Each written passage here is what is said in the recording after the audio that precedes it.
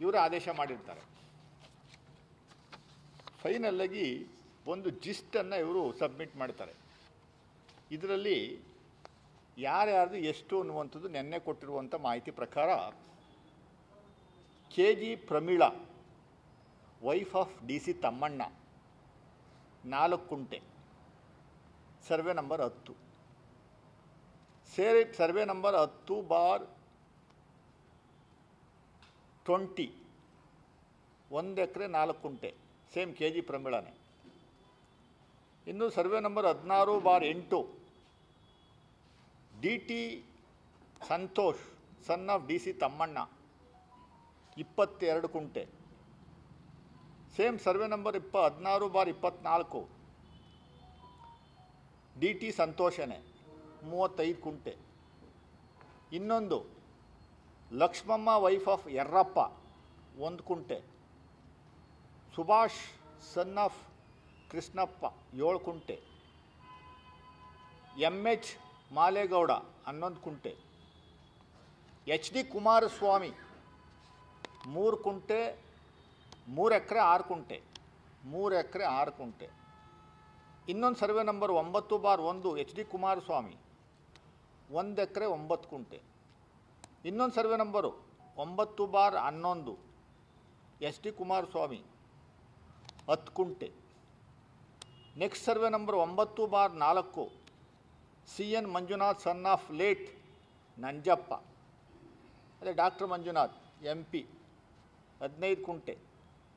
ಇನ್ನೊಂದು ಕಾಳೇಗೌಡ. ಒಟ್ಟು ಇವರು ನೆನ್ನೆ ಕೊಟ್ಟಿರುವಂಥ ವರದಿ ಪ್ರಕಾರ 15 ಎಕರೆ 29 ಕುಂಟೆ ಒತ್ತುವರಿಯಾಗಿದೆ ಅಂತ, ಕಬಳಿಸಿದ್ದಾರೆ ಅಂತ ಭಾಳ ಸ್ಪಷ್ಟವಾಗಿ ಅವ್ರ ರಿಪೋರ್ಟಲ್ಲಿ ಹೇಳ್ತಾರೆ. ಈ ರಿಪೋರ್ಟನ್ನು ನಾವು ತಯಾರಿ ಮಾಡಿರುವಂಥ ರಿಪೋರ್ಟ್ ಅಲ್ಲ. ಕರ್ನಾಟಕ ರಾಜ್ಯ ಸರ್ಕಾರಕ್ಕೆ DK ಶಿವಕುಮಾರ್ ಅವರಿಗೆ, ಮಾನ್ಯ ಸಿದ್ದರಾಮಯ್ಯನವ್ರಿಗೂ ಈ 14 ಎಕರೆ ಜಾಗವನ್ನು ಒತ್ತುವರಿನ ತೆರವುಗೊಳಿಸುವಂಥದ್ದಕ್ಕೂ ಯಾವ ರೀತಿಯೂ ಸಂಬಂಧವಿಲ್ಲ. ನ್ಯಾಯಮೂರ್ತಿಗಳಾದ ಸೋಮಶೇಖರ್ ಅವರು, ಪ್ರಧಾನ ಕಾರ್ಯದರ್ಶಿ ಕಠೋರಿಯಾ, ರೆವಿನ್ಯೂ ಡಿಪಾರ್ಟ್ಮೆಂಟ್ ಪ್ರಿನ್ಸಿಪಾಲ್ ಸೆಕ್ರೆಟರಿ ಕಠೋರಿಯಾ ನಿನ್ನೆ ದಿವಸ ಕೋರ್ಟ್ಗೆ ಕರೆಸಿ ಕಟ್ಟಕಟ್ಟೆ ಮೇಲೆ ನಿಲ್ಲಿಸಿ ಆ್ಯಕ್ಷನ್ ಯಾಕೆ ತಗೋತಾ ಇಲ್ಲ ಅಂತ ಹೇಳಿ ನಿಮ್ಮನ್ನು ಜೈಲು ಒಳಗಡೆ ಕಳಿಸ್ಬೇಕಾಗತ್ತೆ ಅನ್ನುವಂಥದ್ದು ವಾರ್ನಿಂಗ್ ಕೊಟ್ಟ ಮೇಲೆ ನಿನ್ನೆ ರಾಮನಗರ DC ಯಶವಂತ್ ಗುರಿಕಾರ ಯಾರು ಇದ್ದಾರಲ್ಲ ಅವರ ಟೀಮ್ ಹೋಗಿ ಜಾಗವನ್ನು ಗುರುತಿಸಿ ರೆಡ್ ಬಾವುಟಗಳನ್ನು ಹಾಕಿ ಕಲ್ಕಂಬವನ್ನು ನೆಟ್ಟು ತೆರವುಗೊಳಿಸುವಂಥ ಕಾರ್ಯಕ್ರಮನ ಶುರು ಮಾಡಿದ್ದಾರೆ. ಮಾನ್ಯ HD ಕುಮಾರಸ್ವಾಮಿ ಅವರಿಗೆ ನಾನು ಒಂದು ಪ್ರಶ್ನೆ ಕೇಳ್ತೀನಿ. ಈ ಮೊನ್ನೆ ಉದ್ಭವಿತ ಆದಂಥ ವಿಚಾರ ಅಲ್ಲ. 2002ರಲ್ಲಿ ಅಲ್ಲಿ ಲೋಕಲ್ ಒಬ್ಬ ಸಂಪತ್ತು ಅನ್ನುವಂಥ ವ್ಯಕ್ತಿ ದಾಖಲೆಗಳ ಸಮೇತ ಯಾವ ರೀತಿ ಒತ್ತುವರಿ ಮಾಡ್ಕೊಂಡಿದ್ದೀರಿ ಅನ್ನುವಂಥದ್ರ ಬಗ್ಗೆ ದಾಖಲೆಗಳನ್ನು ಲೋಕಾಯುಕ್ತಕ್ಕೆ ಕೊಟ್ಟಿರುವಂಥದ್ದು. ಲೋಕಾಯುಕ್ತ ಮತ್ತು ಸರ್ಕಾರ ನೀವೇ ಇದ್ರಿ. 2004ರಲ್ಲಿ ನೀವು ಸರ್ಕಾರದ ಭಾಗವಾಗಿದ್ದಿರಿ, 2006ರಲ್ಲಿ ನೀವೇ ಮುಖ್ಯಮಂತ್ರಿಗಳಾಗಿದ್ದಿರಿ, 2008ರಲ್ಲಿ ಮತ್ತೆ ಯಡಿಯೂರಪ್ಪನವರು ಮುಖ್ಯಮಂತ್ರಿಗಳಾಗಿದ್ದರು, ಆಮೇಲೆ ತಿರ್ಗಾ ಮತ್ತೆ 2018ರಲ್ಲಿ ನೀವೇ ಮುಖ್ಯಮಂತ್ರಿಗಳಾಗಿದ್ದಿರಿ. 2002ರಿಂದ 2025 ಅಂದರೆ ಸುಮಾರು 23 ವರ್ಷಗಳ ಕಾಲ ನಿರಂತರವಾದಂಥ ತನಿಖೆಗಳು ನಡೆದವೆ. ಯಾವ ತನಿಖೆಯಲ್ಲೂ ನೀವು ಇನ್ನೋಸೆಂಟು, ನೀವು ನಿರಪರಾಧಿ, ನಿಮಗೂ ಅದಕ್ಕೂ ಸಂಬಂಧ ಇಲ್ಲ, ನೀವು ಯಾವ ಜಮೀನನ್ನು ನೀವು ಅಕ್ವೈರ್ ಮಾಡ್ಕೊಂಡಿದ್ದು ಕಬಳಿಸಿಲ್ಲ, ಒತ್ತುವರಿ ಮಾಡ್ಕೊಂಡಿಲ್ಲ ಅನ್ನುವಂಥ ರಿಪೋರ್ಟನ್ನು ಎಲ್ಲಾದರೂ ಒಂದಿದ್ದರೆ ದಯಮಾಡಿ ತೋರಿಸುವಂಥ ಕೆಲಸವನ್ನು ಮಾಡಿ.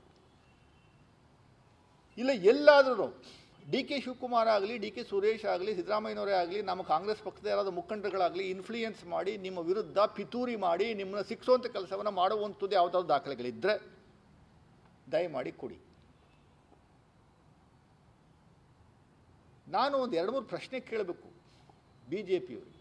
ನಿಮ್ಗೇನಾದರೂ ಮಾನ ಮರ್ಯಾದೆ ಇದ್ದರೆ ಸತ್ಯ ಹರಿಶ್ಚಂದ್ರ ಮೊಮ್ಮಕ್ಕಳ ರೀತಿಯಲ್ಲಿ ನೀವು ಬಿಂಬಿಸ್ಕೋತಿರಲ್ಲ ಮಾತಾಡುವಾಗ ಮಾಧ್ಯಮಗಳ ಮುಂದೆ ಬಂದು. ಕಾಂಗ್ರೆಸ್ ವಿರುದ್ಧ, ಸಿದ್ದರಾಮಯ್ಯ ವಿರುದ್ಧ ಸುಮ್ಮನೆ ಆಪಾದನೆ ಮಾಡುವಂಥ ಕೆಲಸವನ್ನು ನಿರಂತರವಾಗಿ ಮೈಗೂಡಿಸ್ಕೊಂಡಿದ್ದೀರಲ್ಲ. ಮೈಸೂರು ನಗರಾಭಿವೃದ್ಧಿ ಪ್ರಾಧಿಕಾರ ಮೂಡಾ ವಿಚಾರದಲ್ಲಿ 14 ಸೈಟ್ಗಳನ್ನು ಪಡೆದಿರುವಂಥ ವಿಚಾರದಲ್ಲಿ ಎಷ್ಟರ ಮಟ್ಟಿಗೆ ಯಾವ ಪದಗಳನ್ನು ಉಪಯೋಗಿಸಿದ್ರೆ ನೀವು? ಇಡೀ ದೇಶದಲ್ಲಿ ನ್ಯೂಸ್ ಆಯಿತು. ಎಲ್ಲ ಇಂಗ್ಲೀಷ್ ಚಾನೆಲ್ಗಳು ಕಳೆದ 6 ತಿಂಗಳಿಂದ ನಿರಂತರವಾಗಿ ಸಿದ್ದರಾಮಯ್ಯನವರನ್ನು ಎಷ್ಟರ ಮಟ್ಟಿಗೆ ಕೊಲೆ ಮಾಡಬೇಕು ಅಷ್ಟು ಕೊಲೆಯನ್ನು ಮಾಡಿ ಆಯಿತು. 14 ಸೈಟ್ಗಳನ್ನು ಕಬಳಿಸಿರುವಂಥದ್ದಲ್ಲ, ಪರ್ಯಾಯವಾಗಿ ಪರಿಹಾರ ಕೊಟ್ಟಿದ್ದನ್ನೇ ಭಾಳ ಕೆಟ್ಟ ರೀತಿಯಲ್ಲಿ ಬಿಂಬಿಸಿ ನಿಮ್ಮ ಆಸೆಯನ್ನು ತೀರಿಸ್ಕೊಂಡ್ರಿ. ಕೊಟ್ಟಿದ್ದು ನೀವೇನೆ, ಬರೀ ಇರಲಿ. ನಿಮ್ಗೇನಾದರೂ ಕಿಂಚತ್ತ ಕರ್ನಾಟಕ ರಾಜ್ಯದ ಜನತೆಯ ಬಗ್ಗೆ, ಕರ್ನಾಟಕದ ಭೂಮಿ, ಜಲ, ಭಾಷೆ ಬಗ್ಗೆ ಏನಾದರೂ ಸ್ವಲ್ಪ ಏನಾದರೂ ಇದ್ದರೆ ಆರ್ ಅಶೋಕ್ ಯಾಕೆ ಮಾತಾಡಲಿಲ್ಲ? ವಿಜೇಂದ್ರ ಯಾಕೆ ಮಾತಾಡ್ತಾ ಇಲ್ಲ? ಆ ಸಿ ಟಿ ರವಿನೂ ಯಾಕೆ ಮಾತಾಡ್ತಾ ಇಲ್ಲ? ಆ ಛಲವಾದಿ ನಾರಾಯಣ ಸ್ವಾಮಿ ಇದ್ರ ಬಗ್ಗೆ ಕಣಿಸುವಂಥ ಕೆಲಸವನ್ನು, ಅಲ್ಲಿ ಕಾನೂನಾತ್ಮಕವಾಗಿ ಏನು ನಡಿಬೇಕು ನಡೀಲಿ ಎನ್ನುವಂಥ ಒಂದು ಪದ ನಿಮ್ಮ ಬಾಯಲ್ಲಿ ಬರಲಿವಲ್ರಿ.